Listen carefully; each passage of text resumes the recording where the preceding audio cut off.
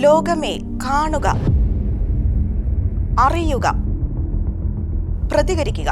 ആരും അറിയാതെ, ആരാലും പ്രതിഷേധിക്കപ്പെടാതെ മൺമറഞ്ഞ കുറേയേറെ സഹോദരങ്ങൾ. അവരുടെ കൂട്ട മൃതസംസ്കാര ദൃശ്യങ്ങളാണ് ഇപ്പോൾ പുറത്തു വന്നിരിക്കുന്നത്. ക്രിസ്തു വിശ്വാസത്തെ പ്രതി കൊല്ലപ്പെട്ട 25-ലേറെ പേർ. ചോദിക്കാനും പറയാനും ആരുമില്ലാതെ തീവ്രവാദ ഇരകളായി നിത്യവിസ്മൃതിയിലേക്ക് തള്ളപ്പെട്ടവരുടെ ഗണത്തിലേക്ക് 2 വയസ്സ് മുതൽ 76 വയസ്സ് വരെയുള്ള കുറേയേറെ വിലപ്പെട്ട മനുഷ്യ ജീവനുകൾ കൂടി. കൊല്ലപ്പെടുന്നത് ക്രൈസ്തവരും കൊല്ലുന്നവർ കൊല്ലാനുള്ള അവകാശം കരസ്ഥമാക്കി മോക്ഷപ്രാപ്തിക്ക് ശ്രമിക്കുന്നവരുമാകുമ്പോഴുള്ള മൗനസമ്മതം മറ്റെല്ലായിടത്തും എന്ന പോലെ ഇവിടെയും സർവ്വസാധാരണമാകുന്ന ഹൃദയം തകർക്കുന്ന കാഴ്ചകൾ.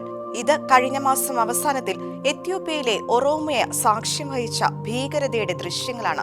എത്യോപ്യൻ ഓർത്തഡോക്സ് തെവാഹിദോ സഭയിലെ അംഗങ്ങൾ വർഷങ്ങളായി നേരിടുന്ന ക്രൂരതയുടെ നേർചിത്രങ്ങൾ. ഒരാഴ്ചയിൽ മാത്രം 25-ലധികം ഓർത്തഡോക്സ് ക്രിസ്ത്യാനികൾ തുടർച്ചയായി നടന്ന ആക്രമണങ്ങളിൽ കൊല്ലപ്പെട്ടു. ഒറോമോ ലിബറേഷൻ ആർമി അംഗങ്ങളായ തീവ്രവാദികൾ തുറന്നുവിടുന്ന തീവ്രവാദത്തിന്റെ ഇരകളാണ് ഇവിടെയുള്ള ക്രൈസ്തവർ. ഒക്ടോബർ 24 വെള്ളിയാഴ്ച ഗുണ മെർട്ടി ജില്ലകളിലാണ് ഏറ്റവും പുതിയ ആക്രമണ പരമ്പരകളിൽ ആദ്യത്തേത് നടന്നത്. അവിടെ 17 ഓർത്തഡോക്സ് ക്രൈസ്തവർ കൊല്ലപ്പെട്ടു. രണ്ടാമത്തേത് ഒക്ടോബർ 27 തിങ്കളാഴ്ച ഷെർക്ക ജില്ലയിലെ ഹെലാസെബാബ പ്രദേശത്ത് നടന്നു. 3 പേർ കൂടി കൊല്ലപ്പെട്ടു.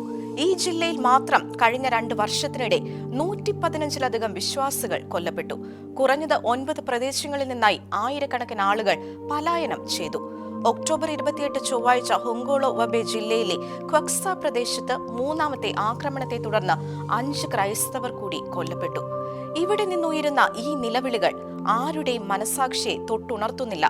മനുഷ്യാവകാശ പ്രവർത്തകരുടെ പ്രതിഷേധങ്ങൾക്ക് കാരണമാകുന്നില്ല. പക്ഷേ കൂട്ടക്കൊല ചെയ്യപ്പെടുന്ന ഈ നിരപരാധികളായ ക്രൈസ്തവരുടെ രക്തം നീതിക്കായി കേഴുകയാണ്. അവരുടെ രോദനങ്ങൾ സമൂഹ മനസാക്ഷിയെ തൊട്ടുണർത്തട്ടെ. നിത്യതയിൽ ഒരുമിക്കുവോളം പ്രിയ സഹോദരങ്ങളെ വിട. ജീവന്റെ കിരീടം കർത്താവ് നിങ്ങൾക്ക് സമ്മാനിക്കട്ടെ.